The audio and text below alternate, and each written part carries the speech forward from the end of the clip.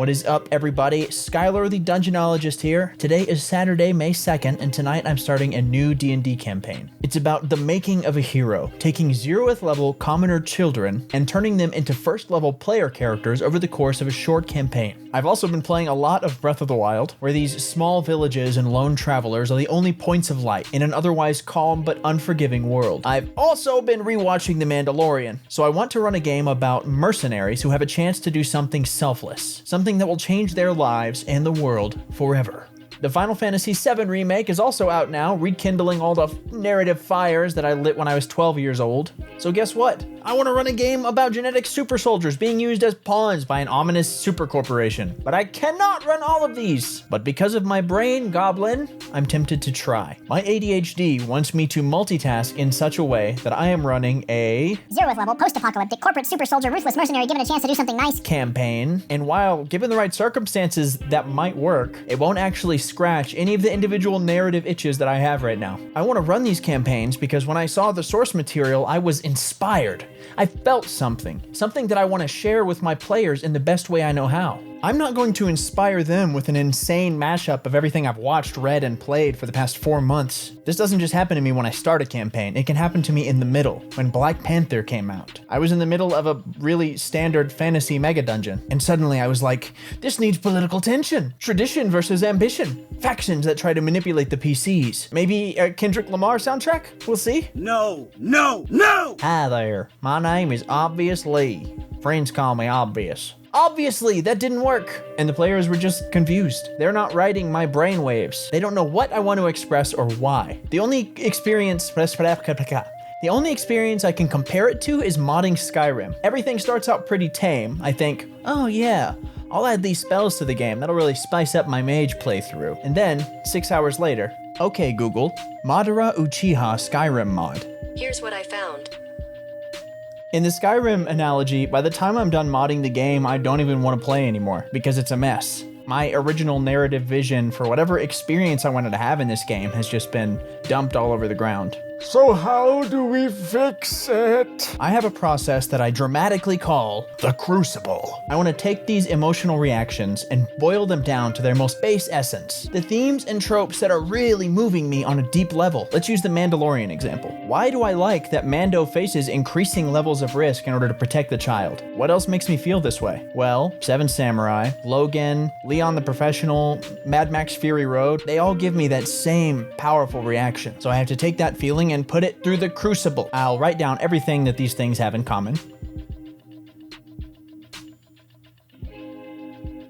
These stories all deal with someone who has been wounded and has closed themselves off for one reason or another, and the only way for them to rediscover themselves is by helping other people. That's not enough to just put it into my game world yet, so we have to put it through the Crucible. Again, what does it mean? Why does this speak to me? What does this say about me as a storyteller? Once it's boiled down to its purest form, I realized something. One of the beliefs that has shaped me as a person, at my core, is that I have an irrefutable responsibility to help people who need it, without asking questions or adding qualifiers. I think that it's the only way to unlock the best version of myself. That's a claim I could have made before, but I really didn't know it was true until I started digging. Now this, I can put into a D&D campaign. A risk without apparent reward for the sole purpose of preserving something that can't preserve itself. Just the chance to do that will affect the game, whether they take it or not. But what if it's something bigger and more vague, something about the game world itself, like the nostalgic peace I feel when I play Breath of the Wild? I guess I like it because it reminds me of playing Zelda, but what about this game inspires me more than any other Zelda game? It deals with nature reclaiming a fallen civilization, more so than any of the other titles, and that has lent a kind of purity to the societies in the game. Even though the shadow of this calamity hangs over the land, everyone still gets to live this idyllic lifestyle. The real ramifications of the war from 100 years ago have passed. Children are playing through all the towns. Random characters ride by in armor with broadswords on their back and shields. Researchers and treasure hunters. I see them and I think,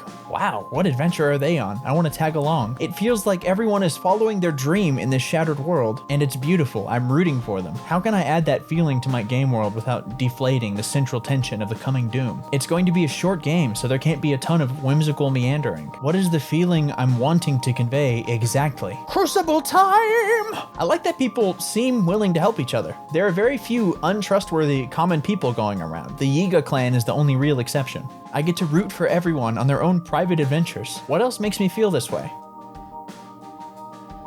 I want to incorporate this feeling with as little effort as possible, so which of these titles is a road to that? Well, Ryutama is already an RPG, so maybe there's something in there that could help me. I have to be careful here. Diving into another RPG for mechanics and rules and themes is a dangerous road. If I was just going to copy everything from another game, I'd be running that game, not D&D. Ryutama does have something that fits the bill though. In the world where the game takes place, once in everyone's life, they receive a literal call to adventure deep in their heart. It's something that everyone is aware of. In different cultures all around the world, if they see you following your call to adventure, they'll support you and cheer you on and give you food and shelter. It could happen to children, adults, old artisans, mothers of grown children. So now, in my game world, when people see the party out on an adventure, having answered their call, for the most part they'll treat them with kindness, either looking fondly back on their own answering the call or looking forward to it with excitement. This will inform how people interact with the PCs, but not in any kind of game-breaking way. Thinking about Final Fantasy VII brings me to my last point. It's perfectly fine if a powerful emotion,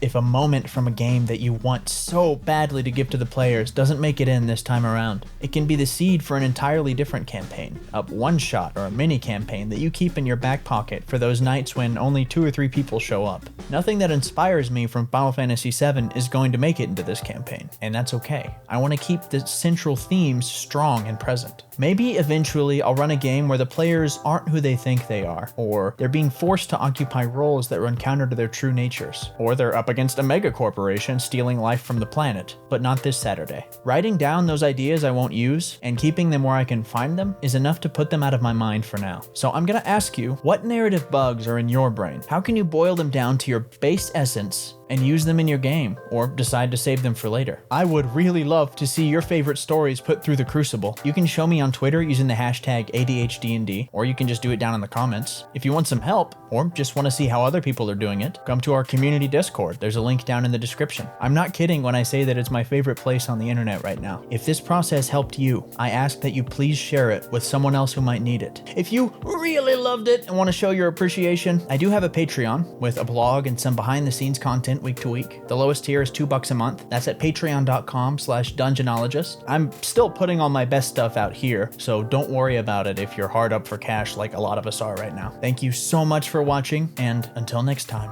They may take our lives, but they will never take our freedom!